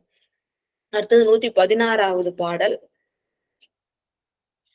மண்ணு திருக்கானப்பேர் வளம்பதியில் வந்து எய்தி சென்னி வளர் மதியணிந்தார் செழுங்கோயில் வளம் கொண்டு முன்னிறஞ்சி உள்ளணைந்து முதல்வர் சேவடி தாழ்ந்து பண்ணு செழும் தமிழ் மாலை பாடினார் பரவினார். அதுவும் சுவாமி பிள்ளை தரிசனம் வேற கொடுத்திருக்காரு இல்லைங்களா? அன்போடு எப்ப சுவாமி உன்னை பாக்குறதுன்னு கேட்டுக்கிட்டே வந்து இப்போ சுவாமியை வந்து தரிசிக்க வரையும் கூட அவருக்கு அந்த அன்பு வந்து தேக்கி வச்சிருக்க முடியல. அதை பாடிக்கொண்டே வந்து வருகின்றார். வந்து மண்ணு திருக்கானப்பேர், மண்ணுனா எப்போதும் நிலை பெற்றிருக்கின்ற, அப்போது சுவாமி எப்போதும் திருக்கோயிலில் வீற்றிருக்கின்றார். அத்தகைய பெருமை பொருந்திய திருக்கானப்பேர் வளம்பதியில், வளமை மிக்க சிறப்பு மிக்க அந்த பதியில் வந்து எய்தி வந்து சேர்ந்து சென்னி வளர் மதி அணிந்தார். சுவாமி என்ன பண்றாங்க? சென்னினா தன்னுடைய தலையில வந்து என்ன பண்றா? வளர்மதி வைக்கின்றார். இல்ல இளம் பிறை வச்சிருக்காரு, அது வளர்ந்து கொண்டே இருக்கின்ற பண்பு, அதனாலதான் வளர்மதின்னு சொல்றாங்க. அந்த வளர்மதி அணிந்தார் செழும் கோயில் வளம் கொண்டு, செழுமையான கோயில்னா சிறப்பு பொருந்திய அந்த கோயிலை வளம் கொண்டு, அடியார்களுடைய செய்கை அதுதான் இல்லைங்களா? கோயிலை வளம் கொண்டு வணங்கி இறைவனை போற்றி வணங்குவது. அப்போ வளம் கொண்டு முன்னிறைஞ்சி, வளம் கொண்டு அடுத்தது இறைஞ்சுதல், பணிந்து நமஸ்கரித்து எழுவது, அடுத்தது செஞ்சு உள்ளணைந்து, அதுக்கப்புறம் கோயிலுக்குள்ளார போய் முதல்வர் சேவடி தாழ்ந்து, இறைவனை வணங்குவது எப்படி சொல்லலாம்? திருவடியை பணிதல் அப்படிதான் சொல்லும். அது எப்படின்னா, ஏன் சேவடி சொல்றோம்? செம்மை பொருந்திய திருவடி. சிவப்பா இருக்கிறது மட்டும்னால கிடையாது, நமக்கு செம்மை நெறியாகிய சிவநெறியை தருவது. இறைவன் திருவடியை நம்ம வணங்கணும்னா நமக்கு சிவபதம் கிடைக்கும், செம்மை நெறியாகிய சிவநெறி கிடைக்கும். அத்தகைய சிவநெறியை தரக்கூடிய சேவடி திருவடின்றதால அது சேவடின்னு சொல்றோம். செம்மை நெறியை தருகின்ற திருவடி சேவடி. அந்த சேவடியை பணிந்து, சேவடி தாழ்ந்து, திருவடியை தாழ்ந்து வணங்கி பண்ணு செழும் தமிழ் மாலை பாடினார் பரவினார். இங்க பண்ணு அப்படின்னு சொன்னா பலவாறும் எடுத்து சொல்றது, நிறைய சொல்லுவாங்க. பண்ணு தமிழ் பாமாலை சாத்தினார், பண்ணு அப்படின்றது நிறைய வரும். இந்த பண்ணு அப்படின்றது என்ன ஆச்சுன்னா பலவாறு துதித்து போற்ற. திருப்பதிகங்களே பார்த்திருக்கோம் இல்லையா? இப்ப நம்ம சொல்றது அந்த வேறு மலையை வந்து சுவாமி வில்லாக எடுத்துக்கொண்டு சென்றது, அது பாக்குறோம். அப்புறம் காமனை எரித்தது, வாழகால நஞ்சினை தான் உண்டது, திருமாலின் கொம்பை அணிந்தது இல்லைங்களா? இது போல பலவாறு துதித்து போற்றுதல். இது நம்ம வந்து தேவார பதிகங்களை நிறைய இடத்துல பார்க்கலாம். திருஞான சம்பந்த பெருமான் ஆகட்டும், திருநாவுக்கரசு நாயனார் பெருமான் ஆகட்டும், சுந்தரமூர்த்தி நாயனார் பெருமான் ஆகட்டும், இந்த இறைவனுடைய பெருமைகள்லாம் பதிகங்கள்ல போட்டுருவாங்க. இதுதான் பண்ணுதல். பண்ணுதல்னு இறைவனுடைய பெருமை பலவாறு துதித்து சொல்லுதல், பலவாறு போற்றி சொல்லுதல். அப்படி போற்றி சொல்லுகின்ற மாதிரி செழும் தமிழ் மாலை, செழுமையான தமிழ் மொழி இல்லையா? ஏன்னா அது சைவம் வந்து சிவபெருமானை மெய்ப்பொருள் என கொண்ட சமயம். அது வந்து சைவ திருமுறைகள் எல்லாம் தமிழால் ஆக்கப்பட்டிருக்கு. அதனால ஒப்பில்லாத பெருமை பொருந்தி அந்த தமிழ் மொழி செழும் தமிழ், சிறந்த சொல்வளம் கொண்டது இல்லையா? பொருள் சிறந்த சொல்வளம் கொண்டது, ஐவகை இலக்கணம் கொண்டது. அத்தகைய தமிழ் மாலை பாடினார் பரவினார். பாடி பரவினார் அப்படின்னா போற்றி வணங்கினார் அப்படின்னு சொல்லிட்டு பலவாறு இறைவனுடைய பெருமையை துதித்து பாடுகின்றார். தனக்கு அந்த காலை வடிவில் அருள் செய்த இறைவனின் பெருங்கருணையை பலவாறு துதித்து போற்றி பாடி மகிழ்கின்றார் அப்படின்றதோட 116வது பாடல். அது 117வது பாடல்.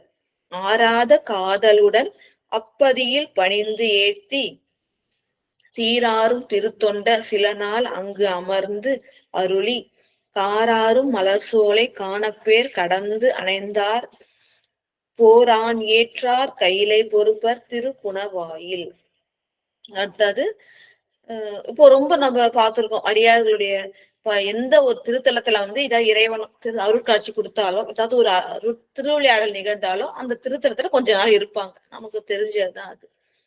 அது போல இங்க சுவாமி அவருக்கு காலை வடிவத்துல காட்சி கொடுத்ததுனால சில நாள் அங்கேயே தங்கி ஒவ்வொரு வேலையும் சுவாமிக்கு என்ன பண்ணுவார்? சுவாமியை தரிசித்து மகிழ்ந்து கொண்டிருக்கின்றார். அப்போது ஆறாத காதலுடன், அதான் ஆராதனை அப்படின்னா என்ன அர்த்தம் அப்படின்னு சொன்னா நிறைவு பெறாத, போதுன்றதே வராது. அடியார பெருமக்களுக்கு அப்படிதான். இறைவனுக்கு அன்பு செய்யறது, தொண்டு செய்யறது, பக்தி செய்யறதுல போதுன்ற எண்ணமே அவங்களுக்கு வராது. மென்மேலும் அந்த அன்பு, அந்த ஆர்வமும் பெருகி கொண்டே இருக்கும். அது ஆறாத காதலுடன் அப்பதியில், ஏன்னா அந்த காதல் முடிஞ்சா திருத்தல் போயிருப்பாங்க. ஆனா அந்த காதல் குறையவே இல்லை. அதனால ஆறாத காதலுடன் அப்பதியில் அந்த திருத்தலம் திருக்கான பேர்ல வீட்டிலிருந்து பணிந்து ஏத்தி, பணிந்து ஏத்தினா புகழ்ந்து பாடிக்கொண்டே சீராரும் திருத்தொண்டர். சீர்னா பெருமை, சிறப்பு. ஆறும்னா நிறைந்த பெருமையை பொருந்திய திருத்தொண்டர். பெருமை பொருந்திய திருத்தொண்டர் ஆகிய சுந்தரமூர்த்தி நாயனார் பெருமான் பெருமைகள் நிறைந்த எல்லையில்லாத பெருமைக்கெல்லாம் அடைவு தகிய சுந்தரமூர்த்தி நாயனார் பெருமான் சில நாள் அங்க அமர்ந்து அருளி அங்க விரும்பி வீட்டிலிருந்து சுவாமியை தரிசனம் பண்ணி கொண்டு இருக்கின்றார். அப்புறமா அதுக்கப்புறம் அடுத்த திருத்தலம் போறதுக்கு நினைக்கிறாரு. காராரும் மலர் சோலை காணப்பேர். இப்ப காணப்பேரை கடந்து போறார். அந்த காணப்பேரோட பெருமையை இன்னும் எப்படி சொல்றாங்கன்னு பாத்தீங்கன்னா, காராரும் மலர் சோலை. இப்போ அதாவது நிறைய சோலைகள் இருக்கான். மலர் சோலைகள் இருக்கு. சோலைனாலே நிறைய மரங்கள் இருக்கும், பூக்கள்லாம் இருக்கும் இல்லைங்களா? அந்த சோலையோட சிறப்பு இன்னும் சொல்லலாம், காராரும் இந்த மரங்கள்லாம் உயரமா இருக்கான். அது என்ன ஆகுதுன்னா, அதோட உச்சியில எல்லாம் மேகங்கள் தவழுதான், விளையாடுதான். அந்த அளவுக்கு உயர்ந்த மரங்கள் கொண்டதாக விளங்குகின்றது அப்படின்னு சொல்லிட்டு அதோட பெருமையை சொல்றாங்க. இப்ப சோலைகள் இருக்கு, மலர்கள் நிறைந்ததா இருக்கு, மரங்கள்லாம் உயரமா இருக்கு, அதுல மேகங்கள் தவழ்கின்றது. அதுவும் காராறு கரிய மேகங்கள் தவழ்கின்றது. ஏன்னா அந்த கரிய மேகங்கள் தான் மழை தரும். அதுதான் சிறப்பு. மேகத்துக்கு சிறப்பு மழை தருதல். அதனாலதான் சொல்றாங்க கரிய மேகங்கள்லாம் தங்குகின்ற, அப்படியே உலவுகின்ற உயர்ந்த மரங்களை கொண்ட அந்த திருக்கானப்பேரை கடந்து அடைந்தார். கடந்து எங்க போறாங்கன்னா எங்க சேர்கின்றார்கள் பாத்தீங்கன்னா, போர் ஆண் ஏற்றார் கைலை பொறுப்பர் திருப்புணவாயிலுக்கு போறாங்க. அங்க இருக்கிற சுவாமி எப்படிப்பட்டவர் பாருங்க. போர் ஆண் ஏற்றார் அப்படின்னு சொல்றாங்க. அதாவது போர் தொழிலினை உடைய ஆண் ஏறு இடபத்தை வாகனமாக கொண்டவர் இல்லையா? அப்பதான் சுவாமி சொல்றாங்க போர் ஆண் ஏற்றார். போர் தொழிலினை உடைய, கோபத்தினை உடைய, வெற்றி பொருந்திய ஆண் ஏற்றாகி இடபத்தினை உடையவர், வாகனமாக உடையவரும், கைலை பொறுப்பர்னா மலை, கைலை மலையை அதனுடைய இருப்பிடமாக கொண்டவரும் ஆகிய இறைவன் வீற்றிருக்கின்ற திருப்புணவாயிலை சென்று அடைகின்றார்கள் அப்படின்னு சொல்லிட்டு சுவாமியோடைய அந்த இருப்பிடத்தை சொல்றாங்க. அவரோட கொடி அடையாளங்கள் சொல்றாங்க பாருங்க. சுவாமி திருப்புணவாயில இருக்கின்றார். அவர் அங்க மட்டும் இல்ல, அவர் எங்க இருக்கிற சுவாமி? திருக்கையிலையில வீட்டு இருக்கின்றவர். அவருடைய சிவ சின்னம் என்ன? போர் ஏறு. அதுதான் சிவ சின்னமாக விளங்குகின்றது அப்படின்னு இறைவனுடைய அடையாள சின்னத்தையும் அவருடைய இருப்பிடத்தையும் சேக்கிழார் பெருமான் போற்றி சொல்றார். அத்தகைய திருப்புணவாயிலை சென்று சேர்கின்றார்கள். 118வது பாடல். புனவாயில் பதி அமர்ந்த புனிதர் ஆலயம் பூக்கு மனம் ஆர்வம் உற சித்தம் நீ நினை என்னோடு என்றே வினவான தமிழ் பாடி வீழ்ந்து இறஞ்சி அப்பதியில் சினையானை உரித்து அணிந்தார் திருப்பாதம் தொழுது இருந்தார். புனவாயிலுக்கு போறாங்க. பதி அமர்ந்த புனிதர், நம்ம முதல்ல சொன்னோம் இல்லையா, புண்ணியமூர்த்தி, விமலன் சொல்லும், மலங்களால் பற்றப்படாதவன் அப்படின்னு சொல்லிட்டு அத்தகைய இறைவன் புனிதர் ஆலயம் புக்குனா புகுந்துன்னு அர்த்தம். இறைவன் புனிதனாக விளங்குகின்றான், புண்ணியமூர்த்தி, பாவங்களை சரணடைந்தார்களுடைய பாவங்களை இல்லாமல் செய்கின்றவன். அவனுடைய ஆலயம் புகுந்து மனம் ஆர்வம் உற, இப்ப மனம் அன்பு உற, அந்த ஆர்வம்னா அன்பு மேன்மேலும் பெருகுகின்றதான் சொல்லுவாங்க.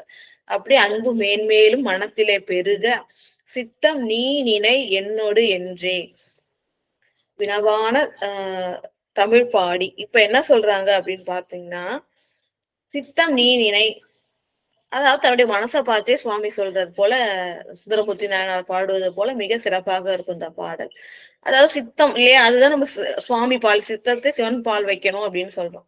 அதுக்குள்ள சொல்றாரு, நீ வேற எதையும் கூடியிருக்காத, நினைக்காத, நீ என்னோட மாறுபாடு கொள்ளாத. நம்ம சொல்லலாம், நமக்குள்ளார சொல்லுவோம்ல, நீ இப்படி இருக்கணும், அப்படி இருக்கணும், சிறப்பாக இருக்கணும், நம்ம ஒரு உறுதிப்பாடு கொண்டு வச்சிருப்போம்ல, அதுதான் நீ எப்படி சொல்றாங்கன்னா முதல் வரியே சொல்லணும், சித்தம் நீ நினை அப்படின்னு சொல்றாங்க. அதாவது சித்தம் நீ நினை என்னோடு சூழரும் அப்படின்றாங்க. அதாவது என்னன்னா சித்தமே நீ இறைவன் நினைத்தால் இந்த சூழ் அரும்னா என்ன அர்த்தம்னா பந்தம் நீங்கும்னு அர்த்தம். ஏன்னா நம்ம வந்து பந்தம் அப்படின்னு சொன்னா ஒரு ஆசை, பற்று. பந்தம்னா பற்று, பந்தம்னாலே தெரியும் இல்லையா? எல்லாத்து மேலயும் பற்று, உடல் மேல பற்று, வாழ்க்கை மேல பற்று, உறவுகள் மேல பற்று, பொருட்கள் மேல பற்று. பற்று இருந்தா இறைவன் திருவடி அடையவே முடியாது இல்லையா? பற்று இதெல்லாம் பெரும் பற்ற புலியூரான்னு எதுக்கு சிவபெருமான சொல்றாங்க? எல்லா பற்றையும் விட்டு பற்றக்கூடிய பற்றாகிய பெரும் பற்றாகிய சிவபெருமானை பற்றி இருக்க வேண்டும். அப்பதான் இந்த ஆசைகள்லாம் நீங்கும். அந்த அன்பு சிவபெருமான் மேல இருக்கிற அந்த அன்பும் பற்றும் பெருக பெருக மற்ற அந்த பற்றுக்களை நம்ம விட்டு விலக ஆரம்பிக்கும். அதான் இங்க சொல்றாங்க, சித்தம் நீ நினை. நீ என்ன பண்ணுனா நீ நினைத்து கொண்டே இரு சிவபெருமானை. அப்பதான் சூழ் அரும். எவ்வளவு ஒரு உயர்ந்த தத்துவம் பாருங்க இந்த பாடல்ல. சூழ் அரும்னா பந்தம் நீங்கும். இப்ப பந்தம் நீங்கும்னா நம்மளால வந்து எல்லா இந்த இந்த பிறவி பிணியை நீக்கிறது ரொம்ப கஷ்டம். அப்ப இறைவனுடைய துணை இல்லாம நம்ம வந்து இந்த பிறவி பிணி கடக்க முடியாது, நீங்க முடியாது. அதுதான் சொல்றாங்க சூழ் அரும். இந்த பந்தங்கள்லாம் அருணும். இறைவன் திருவடி அடையணும்னா என்ன பண்ணுவோம்? சித்தம் நீ நினை. இந்த பாடல் எல்லாத்துலயுமே நீ நினை நினை நினைன்னு வருது. அதாவது நம்ம என்ன பண்ணணும்? இறைவனை நினைக்க வேண்டும், நினைத்து கொண்டே இருக்க வேண்டும். அப்பொழுதுதான் நாங்க பந்தங்கள் அறுபடும். இறைவனை வந்து அடையறதுக்கு கட்டி வச்சிட்டு இருக்கு, அடுப்பு அடைய முடியாம. அந்த பந்தம் எல்லாம் அருணும்னா சித்தமே நீ நினை, இறைவனை நினைப்பாயாது அப்படின்னு இந்த ஒரு பாடல்லையும் வரும். அதான் சொல்றாங்க, மனம் ஆர்வமுற சித்தம் நீ நினை என்னோடு சூழரும். என்னோட நிறுத்திருக்காங்க. ஆனா அடுத்த அந்த பதம் என்னன்னா சூழரும், சந்தம் நீங்கும். அதனால இறைவனை நினைத்து கொண்டே இரு அப்படின்னு பாடுறாங்க. என்றே வினவான தமிழ் பாடி வீழ்ந்து இறஞ்சி, சுவாமி திருவடியை வீழ்ந்து இறஞ்சி அப்பதியில் சினையானை உரித்து அணிந்தார், திருப்பாதம் தொழுது இருந்தார். அந்த தமிழ் பாடி அந்த தமிழை வந்து இப்படி அருமையா பாடி சித்தத்தை, அதாவது நமக்குள்ளார நமக்கே சொல்றா போல, நீ எப்போதும் இறைவனை நினைத்து கொண்டே இரு அப்படின்ட்டு தனக்கும் மற்ற எல்லார்களுக்கும் சொல்றது போல சொல்லி அருளி இந்த தமிழ் பதிகம் பாடி வணங்கி அப்பதியில் வீற்றிருக்கின்றார். எப்படிப்பட்ட சுவாமி அவர் பார்த்தீங்கன்னா, சினையானை உரித்து அணிந்தார், திருப்பாதம் தொழுது இருந்தார். நமக்கு தெரியும் தாருகாவனத்து முனிவர்கள் அவங்க வந்து நிறைய வேதம் கற்று இருந்தாலும் உண்மை அறியாதவர்கள். அவங்க செய்யற அந்த வேள்விதான் பயன் தருகின்றது அப்படின்னு நினைச்சுக்கிட்டு, அதனால இறைவனை மறந்து, இறைவன் தான் மெய்ப்பொருள்ன்றத மறந்து உணராமல் என்ன பண்றாங்க? செருக்குற்று இருக்கிறார்கள். நம்ம வேள்வி செஞ்சாலே நமக்கு எல்லாம் கிடைச்சிடும், நமக்கு வேற யாரோட உதவி தேவையில்லை, அருளும் தேவையில்லைன்னு நினைக்கும் பொழுது வேள்வியோட பயனாகவே சுவாமி தான் இருக்கின்றார். அது அருள் கவுனாவும் இறைவன் தான் இருக்கின்றார் ஏற்றுக்கொண்டு. அதை உணர்த்துறதுக்காக சுவாமி என்ன பண்ணுவாரு? பிச்சாளனரா வருவாரு, திருமால மோகினி வடிவம் எடுத்துக்கொண்டு வர செய்வாரு. அதை கண்டு எல்லா தாருகாவனத்து முனிவர்கள் வந்து இந்த மோகினியை கண்டு மயங்க, அவருடைய பத்தினிகள் எல்லாம் வந்து சிவபெருமான் பிச்சாளனராக வருகின்ற அந்த அருட்கோலத்தை கண்டு மயங்க. நமக்கு அது தெரியும். முனிவர்கள்லாம் வந்து தெளிந்து என்ன பண்ணுவாங்க? நம்மள வந்து மயக்கிட்டாங்க மதி அப்படின்னு சொல்லிட்டு கோபம் கொண்டு இந்த அபிச்சார வேலை செய்வாங்க அழிக்கிறதுக்காக. அதெல்லாம் சுவாமி தன்னுடைய ஆபரணமாக ஏத்துப்பார். நமக்கு தெரிஞ்சதுதான் இல்லைங்களா? அப்ப அதான் சொல்லிருக்காரு. அப்ப என்ன பண்ணுவாங்கன்னா, அவரு கொடிய யானையை சுவாமி மேல வந்து விடுவாங்க. அப்படி விடும்போது சுவாமி என்ன பண்ணுவாரு? அந்த யானையோட தோலை உரித்து போர்த்தி கொள்வார் திரும்பி. அதை ஈருன்னா அப்படி உரிக்கிறது. சதையை தனியா தோலை தனியா உரித்து என்ன பண்ணுவார்? சுவாமி திருமேனியில போர்த்தி கொள்வார். அதுதான் இங்க சொல்லுவாங்க, சினை யானை உரித்தார். கோபம் கொண்டு வந்த யானையை உரித்து தோலை உரித்து அணிந்தார். தன்னுடைய மேனியில ஆடையாக இறைவன் அணிந்தார். அவருடைய திருப்பாதம் தொழுது இருந்தார். அதாவது மும்மலத்தையும் நீக்கிறதுக்கு இதுக்கு சொல்லுவாங்க.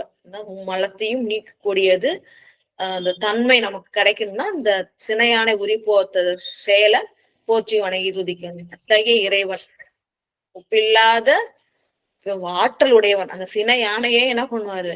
தோலை உரித்து போத்திய இறைவன். நமக்கு தெரியும் மயிலாடுதுறை பக்கத்துல 5 கிலோமீட்டர் தொலைவுல திருவழுவூர் அப்படின்னு ஒரு அஷ்ட வீரட்ட தலத்துல ஒண்ணு இருக்கு.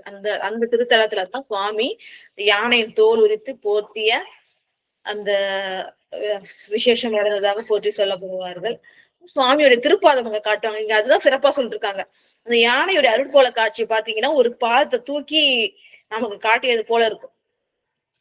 அந்த திருப்பாதத்தை தொழ முடியும். சுவாமியோட திருப்பாதம் நம்ம எங்கேயும் பார்க்க முடியாது இல்லைங்களா? மேலதான் பார்க்க முடியும். அடியில இருக்கிற இந்த செம்மையான திருப்பாதத்தை பார்க்க முடியாது. ஆனா இந்த கஜசம்ஹார மூர்த்தின்னு சொல்லுவாங்க. யானையை உரித்து தோல் உரித்து போர்த்தியது. அதுல வந்து அவர் திருப்பாதத்தை காட்டி இருப்பார். அதனாலதான் இங்க சொல்றாங்க. அப்ப சுவாமியோட திருப்பாதத்தை காட்டுறது சிறப்பு இல்லைங்களா? அப்ப அந்த திருப்பாதத்தை யானையின் தோல் உரித்து போர்த்தி திருப்பாதத்தை காட்டுகின்றார். அந்த திருப்பாதத்தை வணங்குகின்றார்கள் திருப்புணவாயிலில். அத்தகைய இறைவன் சினையானை உரித்து அணிந்தார், திருப்பாதம் தொழுது இருந்தார். அத்தகைய இறைவனுடைய திருப்பாதத்தை தொழுது இருந்தார்கள். அது திருப்புண வாயில் அடுத்ததுல இருந்து வந்து என்ன திருத்தறதுக்கு போறாங்கன்னா, இப்ப வந்து பாமினின்னு சொல்றாங்க. ஆனா பாம்பனி அப்படின்றது மருவி திருப்பாதாளீச்சரம் திருத்தலம் பேரு. ஆதிசேஷன் வழிபட்டது. அது வந்து மருவி பாம்பனி, பாம்பை அணிகலனாக அணிந்தவர் மாதிரி இப்ப பாமினின்னு ஆயிடுச்சு. அந்த திருத்தலத்துக்கு போறாங்க. அதுதான் இங்க சொல்றாங்க. திருப்புண வாயில் பதியில் அமர்ந்து, அதாவது இப்ப வந்து பாண்டிய நாட்டு எல்லாம் முடிச்சுட்டாங்க. அடுத்த திருப்பி எங்க வராங்கன்னா திருவாரூருக்கு வராங்க. திரும்பி சோழ நாட்டுக்கு வந்து திருவாரூருக்கு வராங்க. அதான் இங்க சொல்றாங்க. திருப்புண வாயில் பதியில் அமர்ந்த சிவனார் மகிழும் விருப்புடைய கோயில் பல பணிந்து அருளால் மேவினார், பொறுப்பினோடு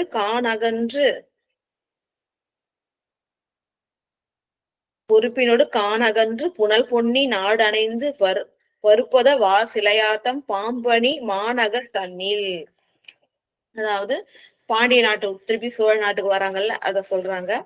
திருப்புண வாயில் பதியில் அமர்ந்த, திருப்புண வாயில்ல வீற்றிருக்கின்ற இறைவன் அவரோட சிவபெருமான் அதாவது மங்கள ஸ்வரூபியாகவும் தன்னை அடைந்தவர்களை மங்களகரமாக செய்பவராகவும் விளங்குகின்ற சிவபெருமான் மகிழ்ந்து விரும்பி உடைய கோயில், மகிழ்கின்ற விரும்பி விற்றிருக்கின்ற கோயில் பல பணிந்து, அங்க பக்கத்துல என்னென்ன கோயில் இருக்கோ எல்லாத்தையும் பணிந்து அருளால் மேவினார். இறைவன் திருவருளால வருகின்றார்கள். எங்கன்னா பொறுப்பினோடு காணகன்று, எந்தெந்த இடம்லாம் தாண்டி வருகின்றார்களாம் பொறுப்புனா மலை, சிறுமலையா இருந்தா குன்று, வழியில நிறைய குன்றுகள்லாம் இருக்கு. அதை தாண்டி கான்னா சிறிய காடுகள், நிறைய காடுகள், இதெல்லாம் அகன்று தாண்டி புனல் பொன்னி நாடு அணைந்து, பொன்னி ஆகிய காவிரி நதி பாய்கின்ற சோழ நாட்டை அடைந்து, அதாவது பாண்டிய நாட்டுக்கு வணங்கிட்டு அங்கிருந்து மறுபடியும் திருவாரூர் வந்து சேர்வதற்காக சோழ நாடுக்கு நுழைஞ்சு அந்த நாட்டை கடந்து திருவாரூருக்கு வருகின்றார்கள்.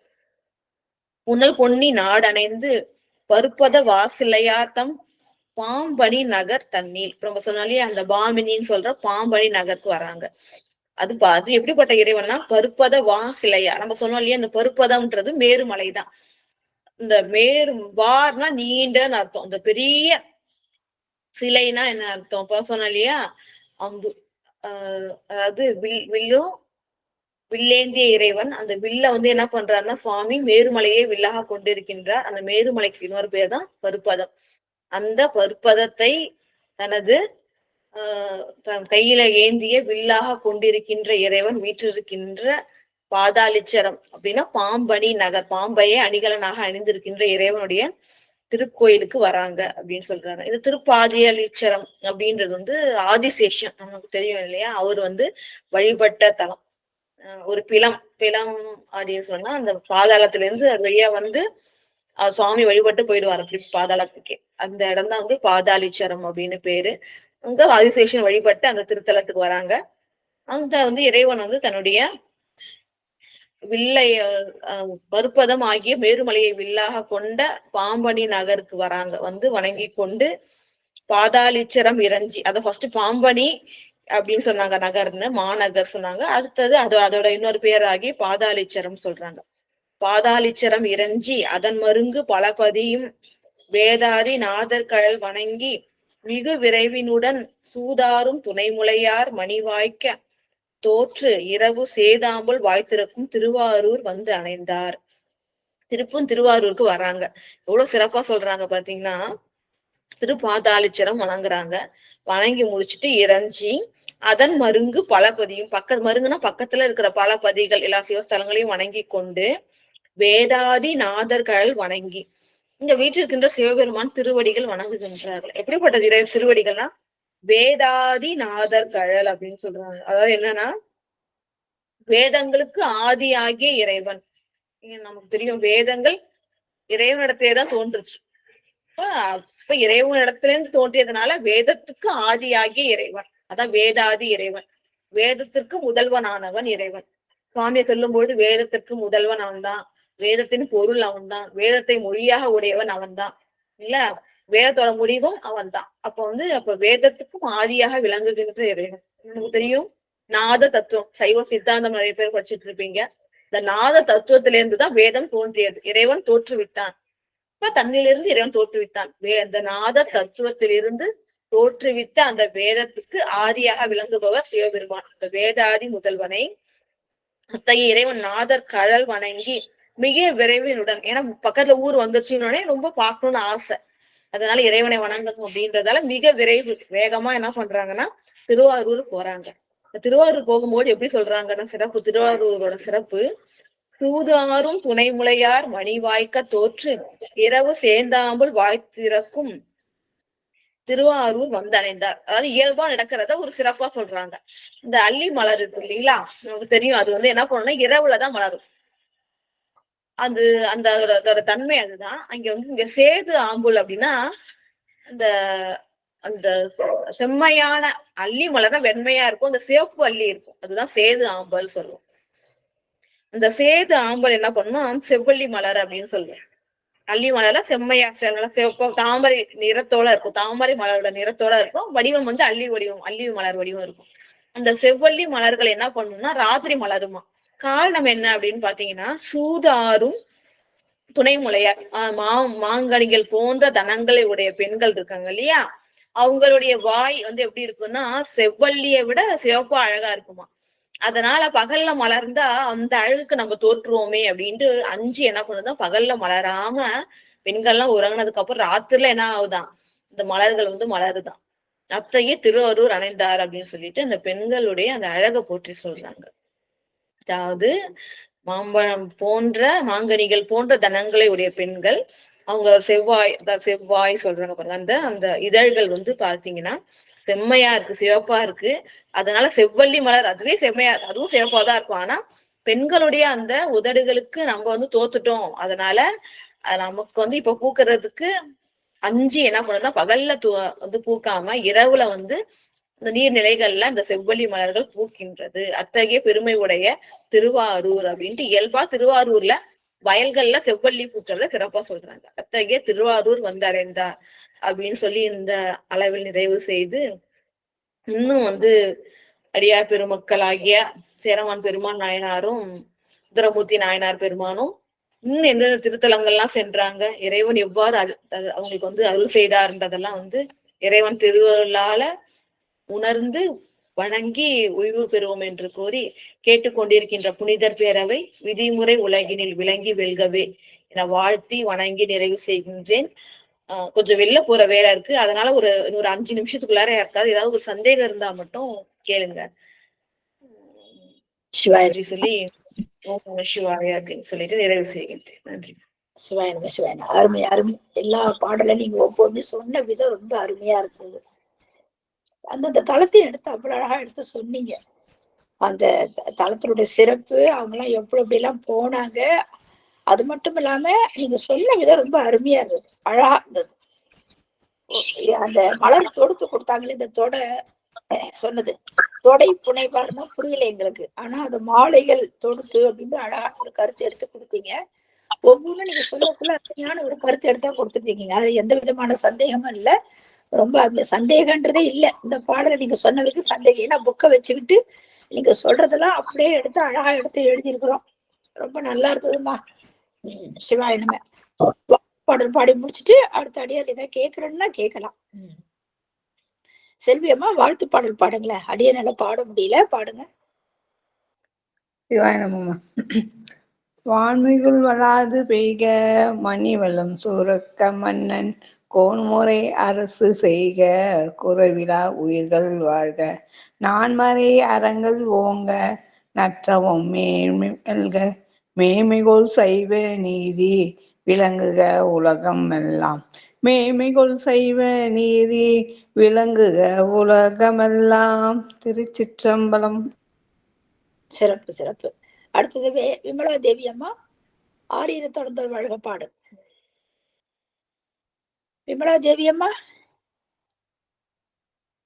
இல்லையா? வேலம்மாள் பாடு. தடந்தோள் வாழ்க, அருமுகம் வாழ்க, வெற்பை குருசை தனிவேல் வாழ்க, குக்குடம் வாழ்க, செவ்வேல் ஏரிய மஞ்சை வாழ்க, யானை தன் அணங்கு வாழ்க, மாறிலா வள்ளி வாழ்க, வாழ்க சீரடியார் எல்லாம் மாறிலா வள்ளி வாழ்க, வாழ்க சீரடியார் எல்லாம். திருச்சிற்றம்பலம். அம்மா நன்றிங்கம்மா. அம்மா இது வரைக்கும் போதுமா? நல்லா சொல்லிட்டீங்க. நீங்க வெளியில போனோம்னா போயிட்டு வாங்க. அடுத்த வாரம் நம்ம மீண்டும் சந்திக்கலாமா? சிவாயன் வாங்கிக்கலாம். உசுரை வாங்கி ரொம்ப நல்லா இருந்ததும்மா. திருவடி வணக்கம். திருச்சிற்றம்பலம். அனைத்து அடியார்களுக்கும் திருவடி வணக்கம். உசுரை வாங்கிக்கிறோம்மா. சுகந்தி அம்மான்ற ஐடியில யார் இருக்கா? திருவடி வணக்கம்மா. அம்மா திருச்சிற்றம்பலங்கம்மா. திருவடி வணக்கங்கம்மா. நன்றி. திருவடிகளையும் வணங்கிறேங்கம்மா. உத்தரவு வாங்கிக்கிறேன். சுகந்தி அம்மா நீங்க பேசுங்க. சுகந்தி அம்மா மைக் ஆன் பண்ணி பேசுங்க. அம்மா வணக்கம். நான் இன்னைக்குதான் புதுசா ஜாயின் பண்ணியிருக்கேன். பேர் சுகந்தி தான். எனக்கு சொன்னவங்க காஞ்சனாமா சிதம்பரத்துல இருக்காங்க. அவங்க அனுப்பிச்சிருந்தாங்கம்மா லிங்க் இன்னைக்கு. நீங்க பேசுறது கேட்கல. எப்படி இந்த வகுப்பு எப்படி இருந்ததுன்னு கேட்டேன். ரொம்ப நல்லா இருந்தது. ஒவ்வொரு லைனும் அவங்க படிச்சு படிச்சு சொல்லும் போது நல்ல தெளிவா இருக்கு. அதே மாதிரி எனக்கு இன்னொரு என்ன தோணுச்சுன்னா, அந்த ஃபுல் பேராகிராஃப் அவங்க சொல்லும் போது கதை ஒவ்வொரு லைனுக்கும் சொல்றாங்க இல்லையா, அந்த பேராகிராஃப் முடிச்ச பிறகு திருப்பி ஃபுல்லா ஒரு தடவை சொன்னா நல்லா இருக்கும் அப்படின்னு எனக்கு தோணுச்சுமா. அது நம்ம அம்மா இருக்காங்க இல்லையா, அவங்க பேர் என்ன, இன்னொரு அம்மா இருக்காங்க, ஏற்கனவே முடிச்சுட்டாங்க. அம்மா அப்படிதான் சொல்லுவாங்க, முடிச்சுட்டு அடுத்தது அப்படியே சொல்லுவாங்க. ஏன்னா நம்ம தான் கவனிச்சிருக்கோம். எங்களுக்கு சாந்தகுமாரி அம்மா இல்ல, விஜயகுமாரி அம்மா. விஜயலட்சுமி சொல்லுவாங்க. விஜயலட்சுமி அம்மா சொல்லிட்டு அந்த பாடலை பாட்டு மறுபடியும் ஒரு தடவை முடிச்சு மறுபடியும் ஒரு தடவை பாடல் பாடுவாங்க. நேரம் அதிகமா எடுத்தனால சொல்ல முடியல. இவங்களுடைய பாடல் பெரிய 175 பாடல் விளக்கம் எடுக்கணும் அம்மாவுது. 10வது அமர்வு ஆயிடுச்சு, இன்னும் முடியல. எனக்கு தொண்டை வேற சரியில்லை, அதனால பேச முடியல. அதாவது எந்த விதமான பணமும் கேட்காம அவ்வளவு அழகா எடுத்து சொல்றாங்க. ஒவ்வொருத்தவங்க கூட்டமா மரியாதையை கொடுத்து இவங்க எல்லாம் இவ்வளவு சிறப்பா செய்யறாங்கன்றதுன்னா சொல்ல முடியாத ஒரு நமக்கு பெருமான் தான் வகுத்து கொடுத்துருக்காருன்னு சொல்லலாம். விஜயலட்சுமா வரேன்னு சொல்லிருக்காங்க. எல்லாருமே இன்னொரு தரம் உங்களுக்கு எடுக்கிறேன், என்ன வேணா நாங்க எடுக்கிறேன் அப்படின்னு தான் சொல்றாங்க. ஆனா இது முடியட்டும் அப்படின்னு பாத்துட்டு இருக்கோம். அடுத்த வாரம் புதன்கிழமை கூட இன்னொரு அம்மா பேசுறாங்க. உங்க பேர் கொடுங்க. உங்க புக்கெல்லாம் வச்சிருக்கீங்களா? 12 திருமுறை புக்கெல்லாம் வச்சிருக்கீங்களா?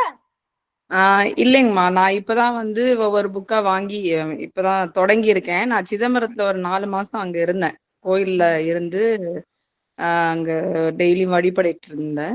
அப்பதான் எனக்கு காஞ்சனம்மா அறிமுகம். அவங்கதான் சொல்லுவாங்க, டெய்லியா நான் அனுப்புறேன் நீங்க பாருங்க அப்படின்னு சொல்லுவாங்க. அப்ப நான் கோயில்ல இருக்கும் போது எனக்கு இந்த நேரத்துல என்னால அட்டன் பண்ண முடியாது. இப்போ நான் ஜனவரி 1ஆம் தேதி இங்க சென்னைக்கு வந்துட்டேன். சென்னையில தான் இருக்கேன் நான். ஸோ இப்போ இன்னைக்கு அமிச்சாங்க. உடனே நான் 10:20க்கு தான் லாகின் பண்ணனேன். எனக்கு அமிச்ச பிறகுதான் நான் லாகின் பண்ணேன். சென்னையில எந்த இடத்துல இருக்கீங்க? சென்னையில ஹிந்து காலேஜ்மா, இந்து கல்லூரி, ஆவடி இந்து. சரி சரி, சந்தோஷம் சந்தோஷம். நம்பர் கொடுங்க, நான் குழப்பத்தில் அடிச்சு விட்டாலும் நினைக்கிறேன். நேரம் இருந்தா கூட நீங்க ஜாயின் பண்ணிக்கலாம். சரிங்கம்மா. என்னோட நம்பர் 98 408 46476 476 98 408446476 46476. ஆமாங்கம்மா, சுகந்தி.